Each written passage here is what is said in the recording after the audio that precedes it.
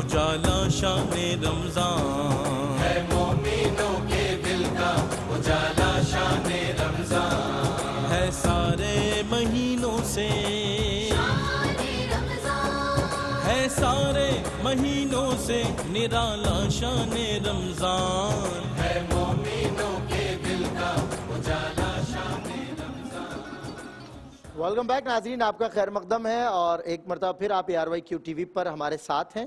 میں ہوں آپ کا میزبان سید سلمان گل۔ نعمت افطار یعنی ہماری افطار ٹرانسمیشن جاری و ساری ہے، اور افطار ٹرانسمیشن کا جو یہ مین سیگمنٹ ہوتا ہے، یعنی سمجھ لیں کہ اصل سیگمنٹ یہی ہوتا ہے، بزم قرآن، جس میں ملک پاکستان کے مستند اور جید علماء اکرام ہمارے ساتھ ہوتے ہیں۔ ہم روزانہ قرآن مجید فرقان حمید سے ایک موضوع کو منسوب کرتے ہوئے اور پھر زیر ذکر قرآن میں جو کچھ آیا اس موضوع سے متعلق علماء اکرام سے جان رہے ہیں۔ علماء اکرام بہت آسان انداز سے ہماری آگاہی کا سفر جو ہے وہ رمضان المبارک میں طے کروا رہے ہیں۔ ظاہر ہے سلوک کی منازل بھی علماء ہی طے کرواتے ہیں، اور یہ تمام تر جو علم و عرفان کی منزلیں ہیں یہ بھی آپ کو اچھی صحبتوں اور علماء سے ملتی ہیں۔ علماء کی قدر کیا کریں۔ اب چونکہ میں بار بار علماء انڈورس کر رہا ہوں، اس کی وجہ یہ ہے کہ آج کا موضوع ہے قرآن اور فروغ علم۔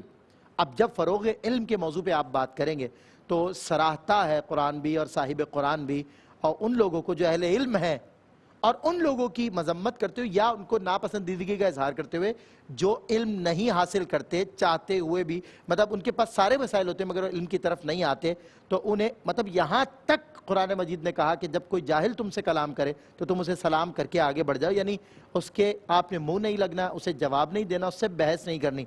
اس طرح کی تعلیمات ہمیں قرآن میں ملتی ہیں، تو اس سے ہمیں پتہ چلتا ہے کہ قرآن مجید اہل علم حضرات کی کتنی پذیرائی کرتا ہے، اور جو جاہل لوگ ہیں انہیں قرآن مجید میں ناپسندیدگی کی طرف اشارے ملے ہیں۔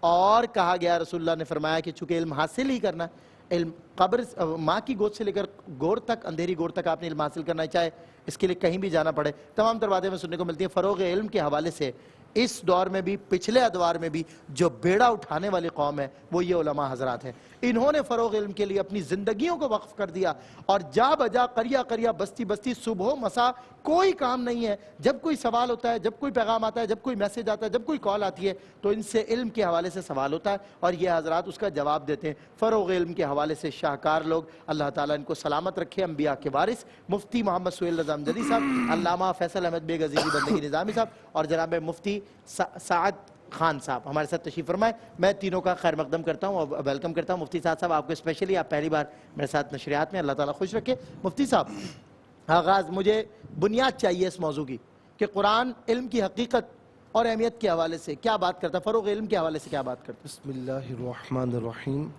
اللہم صلی علی سیدنا و مولانا محمد وعلی آلہ و اصحابہ و بارک وسلم۔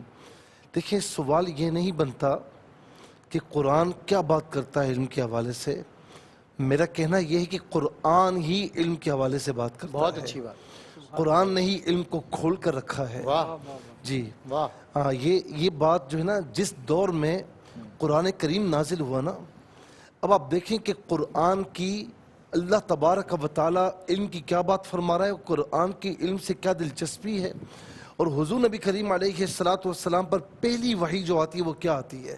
اقرأ بسم ربک الذی خلق، پڑھیے اپنے رب کے نام سے جس نے پیدا فرمایا۔ اچھا، ہو سکتا ہے کہ اقرا کسی انداز میں پہلے ہو، لیکن یہ پہلی مرتبہ ہوا ہے کہ اقرا بسم ربک الذی، پڑھ اپنے رب کے نام سے، کسی اور کے نام سے نہ پڑھنا، اپنے رب کے نام سے پڑھ۔ اور پھر یہاں پر ذرا سا غور کریں کہ یہ اس دور میں یہ وحی الہی کا نزول ہو رہا ہے، پہلی وحی علم کے موضوع پر ہے۔ یہ اس دور میں کہ جس معاشرے میں بمشکل 17 افراد پڑھنا لکھنا جانتے تھے، اللہ اکبر، یہ اس دور میں نازل ہوئی ہے، اس دور میں علم کی بات ہوئی ہے۔ اس دور میں قرآن کہتا ہے کہ هل يستوي الأعمى والبصير، کیا اندھے اور اکھیارے برابر ہو سکتے ہیں؟ هل يستوي الظلمات والنور، کیا اندھیرے اور اجالے برابر ہو سکتے ہیں؟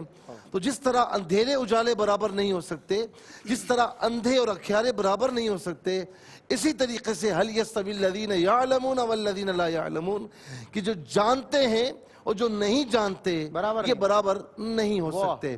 یہ اس دور میں، اس معاشرے میں یہ وحی مبارکہ نازل ہوئی، علم کی بات کی گئی کہ جس معاشرے میں آپ یہ دیکھیں کہ علم کے حصول پر کوئی حوصلہ افزائی نہیں تھی صحیح بلکہ علم کے حصول پر حوصلہ شکنی تھی. حوصلہ شکنی حوصلہ افزائی کن باتوں پر تھی؟ باپ دادا کی کہانیاں سنا لیں امانی، جی اساطیر اگلوں کی کہانیاں سنا دیں، واقعات سنا دیں اور توہمات کی بات کر لیں، غیر اخلاقی بات کر لیں، اس پر وہ حوصلہ افزائی کرتے تھے. جہاں علم کی بات آ جائے تو وہاں حوصلہ افزائی نہیں تھی. اور یہ وہ دور ہے آج جو کہتے ہیں نا کہ جو علم کے ٹھیکیدار بنے ہوئے ہیں، جو یہود و نصارہ علم کے ٹھیکیدار بنے ہوئے ہیں نا، ان کے آباء و اجداد تھے نا اس وقت دو امپائرز تھیں، رومن امپائرز اور ایک طریقے سے پرشین امپائرز. ایک طرف صحیح رومن امپائرز میں علم حاصل کرنا غلاموں کے لیے جرم تھا. صحیح کوئی غلام اگر علم حاصل کرتا تو سلمان بھائی اس کی سزائے موت تھی. اللہ جی. یعنی علم سے اتنی اتنی نفرت. نہیں پتہ نا پرشین امپائر علم روشنی ہے جی اندھیرے میں ڈلے. جی صحیح جی بات. پرشین امپائر میں علم کی بات کرنا کیا تھا؟ فقط علم یہ تھا کہ بادشاہوں کے سامنے جھکا جائے، یہی ان کا علم تھا. غلامی. اس کے علاوہ کچھ نہیں. غلامی. ہاں. ٹھیک ہے. اندھیرا. اچھا اسی طریقے سے ہندو مذہب میں شودر جو سب سے کمتر ذات ہے جی نا، بالکل. یہ اگر غلطی سے کوئی علم کی بات بھی سن لیتے نا تو ان کے کانوں میں سیسا جو پگھلا ہوا تھا وہ ڈالا جاتا. یہ وہ دور ہے کہ جب اللہ رب العالمین فرماتا ہے کہ یخرجہم من الظلمات الی النور، آؤ میں تمہیں علم کے ذریعے ظلمات سے نکالوں اور روشنی کی طرف لے جاؤں. اور میں آخری بات کہوں گا کہ یہ غار ہرا میں وہی آئی نا اقرا. آج بھی غار ہرا کے پاس کھڑے ہوں تو پورا مکہ مکرمہ آپ دیکھ سکتے ہیں. اقرا یہاں سے نازل ہوئی اور پھر یہاں سے نازل ہو کر پورے مکہ مکرمہ کو اپنے لپیٹ میں روشن کر دیا. کیا اور وہاں سے پورے جہاں میں علم کی روشنی پھیلی. اتر کر ہرا سے سوئے قوم آیا اور ایک نسخہ کیمیا ساتھ لایا. کالرز ہیں ہمارے ساتھ انہیں شامل کرتے ہیں. جی السلام علیکم. ہلو جی وعلیکم السلام. کیا سوال ہے آپ کا؟ جی میرا کویسچن یہ ہے کہ 4 سنت غیر معاقدہ پڑھتے ہوئے ایسا ہوا کہ غلطی ہو گئی اور سجدہ کا واجب تھا. ٹھیک ہے. بعد میں مجھے یاد آیا کہ جو ہے وہ میں نے جو ہے وہ سنتیں پڑھی ہیں غیر معاقدہ اور سجدہ سب کرنا تھا. لیکن اب یہ نہیں یاد آ رہا کہ وہ اثر کی تھی یا عشاء کی. اچھا تو اس میں مجھے کیا کرنا؟ صحیح ہے. سنت موقدہ یہ بھی یاد نہیں آ رہا کون سی نماز کی تھی اور اس میں کوئی غلطی ہو گئی تھی، سجدہ سہو کرنا تھا، کر نہیں سکی، وقت تو چلا گیا. تو غیر موقدہ سنتوں کے حوالے سے کیا؟ جی ایک اور کالر. السلام علیکم. السلام علیکم. وعلیکم السلام. کیا سوال؟ تھوڑی سی آواز فلور پہ بڑھائیے. جی میرا یہ سوال ہے ذرا پوچھنا کیونکہ میرے گردوں میں بہت زیادہ تکلیف ہے، میرے سے کھڑا ہو کر نماز نہیں. گردوں میں بہت زیادہ تکلیف ہے تو کھڑا ہو کے نماز نہیں. جی پھر کیا چاہتی ہیں؟ بیٹھ کے پڑھیں. تو وہ پوچھنا تھا. میں بیٹھ کے یعنی کہ 4 رکعتیں پڑھتی ہوں، اس میں گھٹنوں میں پین ہونی شروع ہو جاتی ہے. ٹھیک ہے. چونکڑی مار کے نا نماز پڑھ سکتی ہوں ایسے؟ مطلب یہ جسے آلتی پالتی مار کے بیٹھتے ہیں ایسے کہہ رہی ہیں؟ چوکڑی مار کے آپ کہہ رہی ہیں نا. ٹھیک ہے. ایک اور کالر ہے. السلام علیکم. جی السلام علیکم. وعلیکم السلام. کیا محمد عبداللہ بولتا ہوں. جی ٹھیک ہے. جی ٹھیک ہے. کیا سوال ہے آپ کا؟ سوال میرا یہ ہے سر جی، تقریباً 2 سال ہو گئے. صحیح. تو ہمارے گھر میں بڑی پریشانی رہتی ہے. صحیح. 3 ماہ سے میں ٹھیک نہیں ہو رہا، بخار ہے اور کوئی نہ کوئی پریشانی ہے، رزق بالکل نہیں ہے، کاروبار. ٹھیک ہے.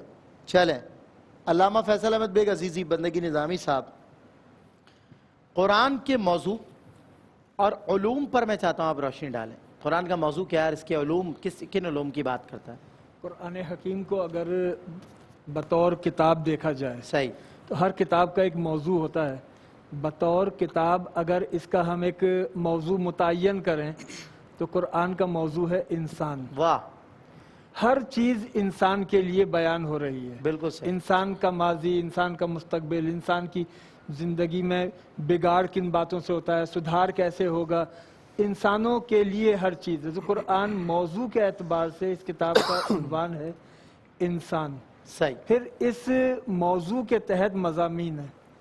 وہ مضامین کی ایک طویل فہرست ہے، لیکن اگر ان مضامین کو سمیٹا جائے تو وہ مضامین 3 موضوعات کے تحت آتے ہیں. صحیح.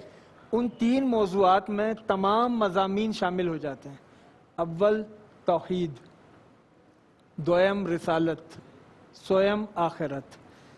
توحید، رسالت، آخرت، صحیح۔ یہ تین ایسے موضوعات ہیں کہ ہر قرآن کی آیت ان تین میں سے کسی ایک موضوع کے تحت ملے گی۔ صحیح۔ پھر جو توحید کا مضمون ہے وہ انسان کو اس کے خالق سے جوڑتا ہے، انسان کو اس ماضی میں لے جاتا ہے کہ جب جہاں غالب نے کہا تھا نہ تھا کچھ تو خدا تھا، اس دور میں توحید وہاں سے جوڑتی ہے۔ آخرت کا مضمون اس وقت سے جوڑتا ہے جب کچھ بھی نہ رہے گا، صحیح۔ حشر کا نقارہ بچ جائے گا، اب کیا ہوگا، اللہ، کچھ ہوگا کہ نہیں ہوگا، اللہ، اور ہوگا تو کیا ہوگا، وہ سارا احوال آخرت کا۔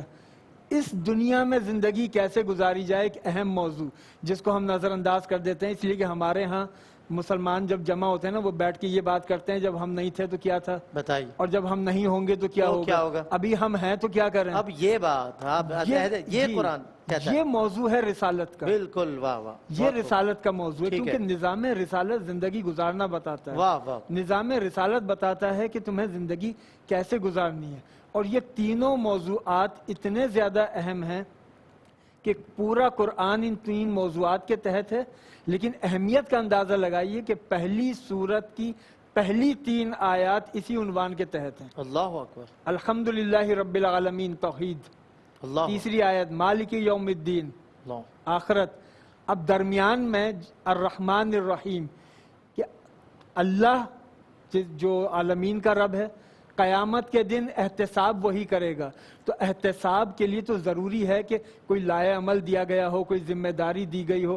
جب تک لائے عمل نہ دیا جائے احتساب کس بات کا ہوگا؟ صحیح بات۔ تو اس لائے عمل کا نام ہے نظام رسالت، کیا بات، اور نظام رسالت ہے اللہ کی رحمت، اللہ کی صفت رحمانیت اور صفت رحیمیت کا جلوہ۔ بہت خوب، اللہ مسا، ماشاء اللہ۔ ایک بریک کے بعد ہوتی ہے آپ سے ملاقات بزم قرآن میں، مزید بات کریں گے قرآن اور فروغ علم۔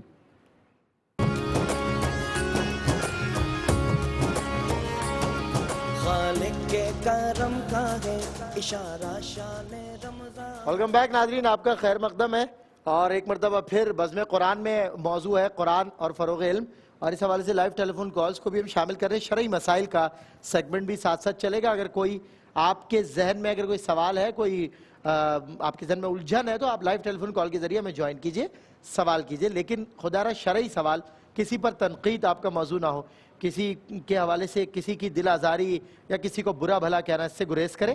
شرعی سوال، وظائف اور خوابوں کے حوالے سے بھی سوال نہ کریں، شرعی سوال کریں۔ ہماری پرائرٹی یہی ہے کہ آپ کے شرعی سوالات کے جوابات دیے جائیں۔ کالر ہے ہمارے ساتھ، السلام علیکم۔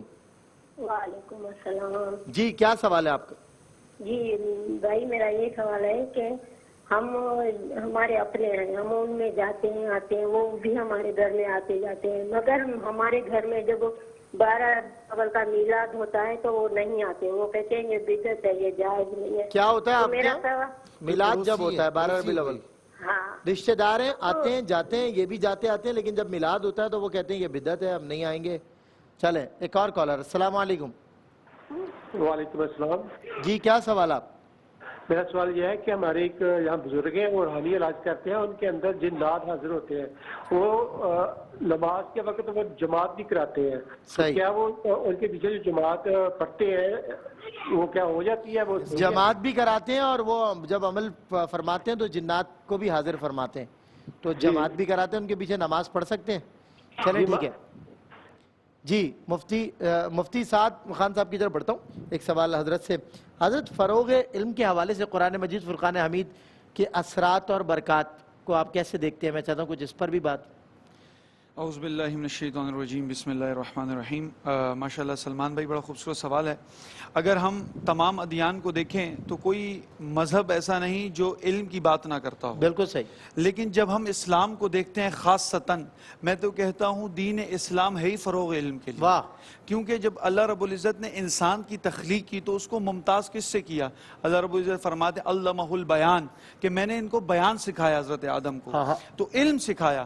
اگر علم کی وجہ سے ممتاز، علم کی وجہ سے ہم ممتاز ہوتے ہیں، اور جس طرح مفتی صاحب نے کہا کہ ہماری جو فرسٹ ریولیشن ہے، پہلی وحی ہے، آپ دیکھیں کہ یہاں سو کالڈ انٹلیکچوئلز کہتے ہیں کہ نالج علم کیسے ہوتا ہے. کوئی کہتے ہیں امپیریکل حواسی, کوئی کہے گا ریشنل عقل کے ذریعے انٹلیکچوئل, لیکن عقل کی انتہا وہی خدا ہے. جہاں عقل رک جاتی ہے وہاں سے وہی کا کام شروع ہوتا ہے. تو پہلے وہی ہم دیکھیں تو ہے اقرا بسم ربک الذی خلق. جیسے مفتی صاحب نے کہا اقرا پڑھو, لیکن اس کے ساتھ ہمیں یہ علم بھی دیا کس کے نام سے پڑھو, وہ جو خالق ہے. تو ایک خالق کا علم بھی دے دیا. دیکھیں کہ جب تک انسان کو یہ نہیں معلوم کہ میرا خالق کون ہے, نہ اس کو زندگی کا معلوم ہوگا, نہ دا ایم آف لائف معلوم ہوگا کہ مجھے زندگی میں کرنا کیا ہے, کیا طرز زندگی ہوگی, اور آخرت اور دنیاوی سارے معاملات مخفی رہیں گے اگر ہمیں خالق کا نہیں معلوم ہوگا.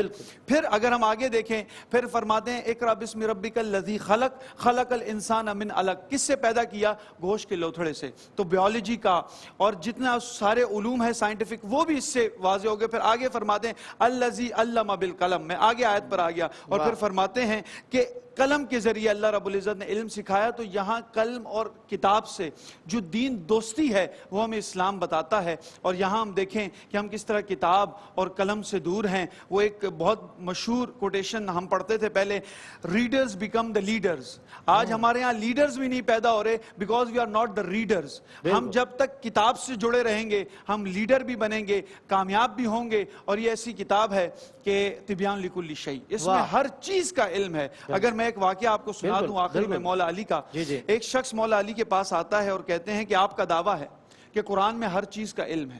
فرمایا ہاں بالکل قرآن میں ہر چیز کا علم ہے. تو فرمائیے کہ نبی کل کتنے ہیں؟ تو مولا علی فرماتے کم و بیش 1,24,000. کہا اچھا قرآن میں تو سب کا ذکر نہیں ہے. تو مولا علی فرماتے ہیں اچھا میں آپ کے سوال کا جواب دیتا ہوں. کبھی کبھی میں سوچتا ہوں کہ اللہ کا شکر ہے یہ سوال مولا علی سے ہو گئے تاکہ اس کا جواب ہم تک پہنچ گیا. مولا علی فرماتے ہیں اپنے غلام کو کہ سامنے جاؤ, وہ نیم کا درخت ہے, اس کے اوپر ایک نپولی لگی ہوتی ہے, وہ لے آؤ جس سے نیم کا درخت نکلتا ہے. تو وہ نپولی لے آتے ہیں اور مولا علی اس کو ہاتھ پر رکھتے ہیں اور شخص سے پوچھتے ہیں یہ کیا ہے؟ فرمایا نپولی ہے. بولا اس کو لگاتے ہیں کیا ہوتا ہے؟ فرمایا اس کو زمین میں گاڑو, نیم کا درخت ہوتا ہے. فرمایا اس میں پتے ہوتے ہیں؟ کہاں ہاں ہوتے ہیں. شاخیں ہوتی ہیں؟ کہاں بالکل ہوتی ہیں. ٹہنیاں ہوتی ہیں؟ بولا ہاں. تنے ہوتے ہیں؟ فرمایا ہاں. بولا اچھا سب کس کے اندر ہوتا ہے؟ فرمایا نپولی کے اندر. تو کہا دکھاؤ. اللہ کہا دکھاؤ.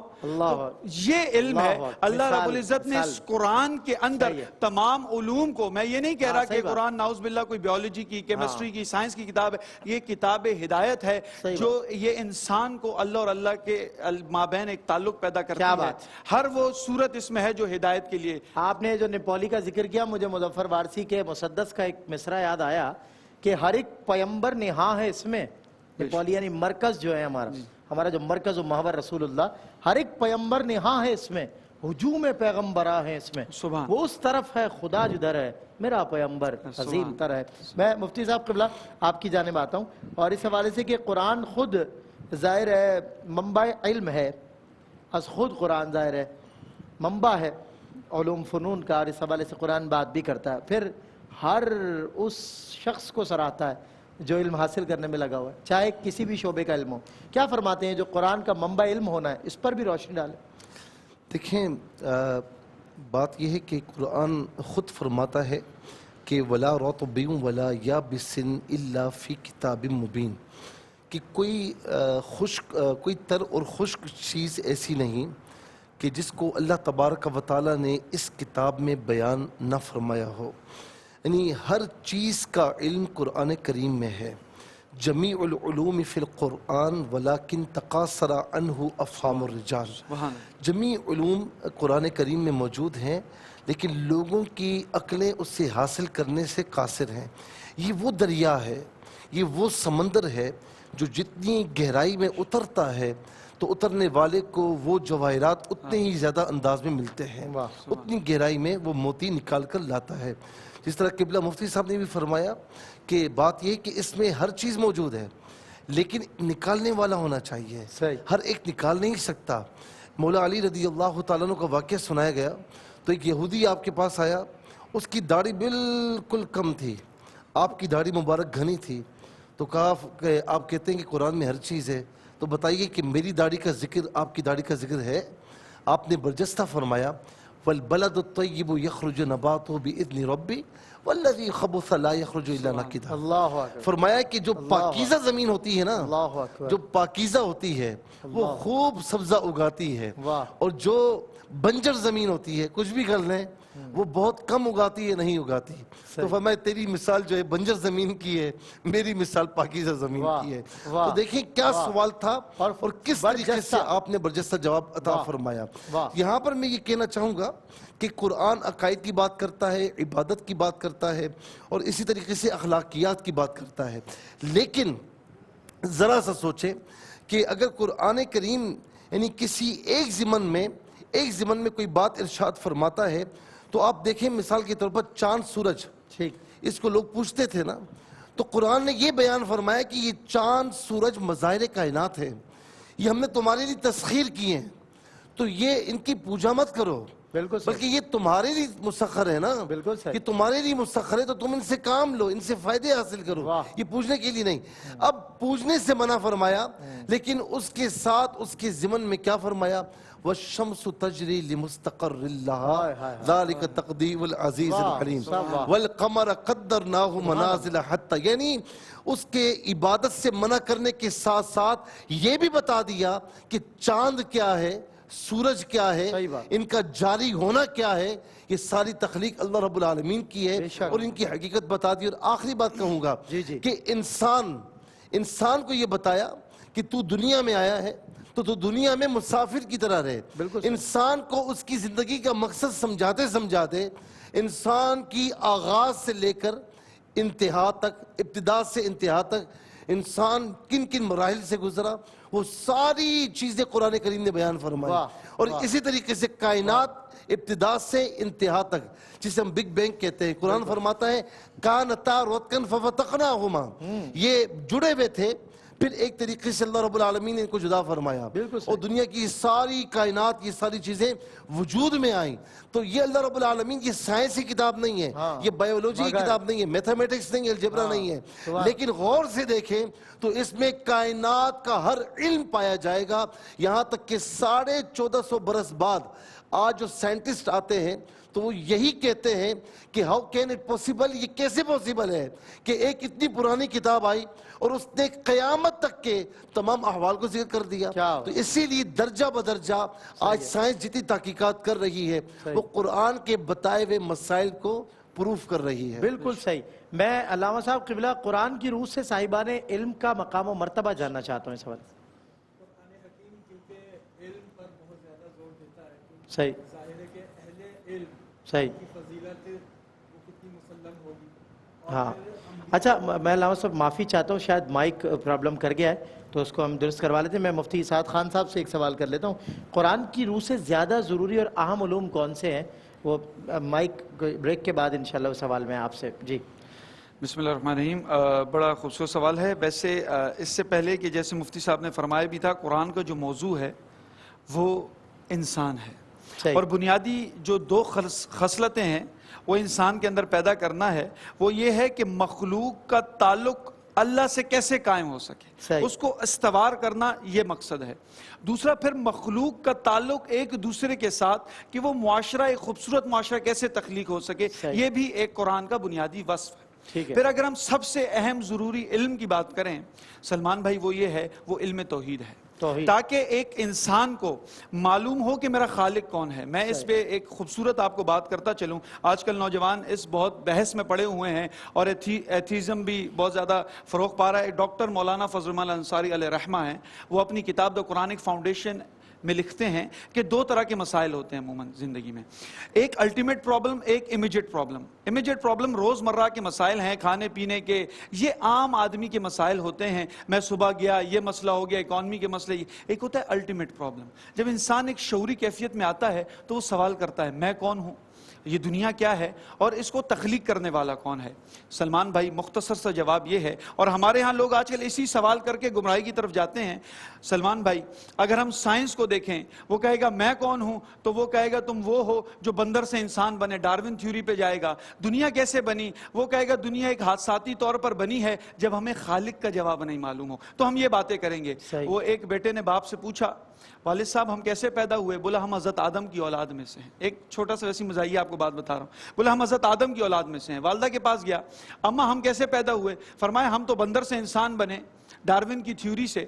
تو باپ کے پاس آتا ہے، کہا میں نے والدہ سے پوچھا ہم بندر سے انسان بنے، آپ سے پوچھا آپ کہہ رہے حضرت آدم سے، تو فرمایا بیٹا سب اپنے اپنے خاندان کی بات خود بتاتے ہیں، میں نے اپنی بات کر دی۔ تو کہنے کا مقصد یہ ہے کہ اگر ہم یہ تھیوری دیکھیں تو پھر ہمیں بندر سے انسان ماننا پڑے گا، اگر نہیں تو پھر ہم کہیں گے دنیا حادثاتی ہے۔ نہیں، ہمیں خالق کی طرف جانا ہے جو بتائے گا تم وہ تخلیق ہو، تم احسن و تخلیق ہو، حضرت آدم کی اولاد میں سے ہو، پھر وہ دنیا کا بھی بتائیں گے کہ دنیا کیسے تخلیق ہوئی۔ تو توحید کا علم، خالق کا علم بہت لازمی ہے، اور قرآن اس کو فروغ دیتا ہے۔ ماشاءاللہ مفتی صاحب بہت خوب۔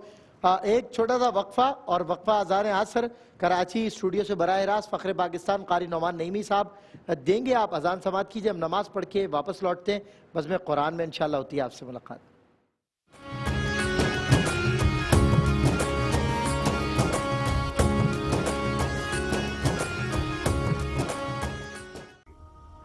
ناظرین اگر آپ ایسی ہی مزید ویڈیوز دیکھنا چاہتے ہیں تو ہمارا ARYQTV کا چینل سبسکرائب کیجئے اور بیل آئیکن کا بٹن دبانا نہ بھولیے تاکہ آپ سے کوئی پسندیدہ پروگرام مس نہ ہو جائے۔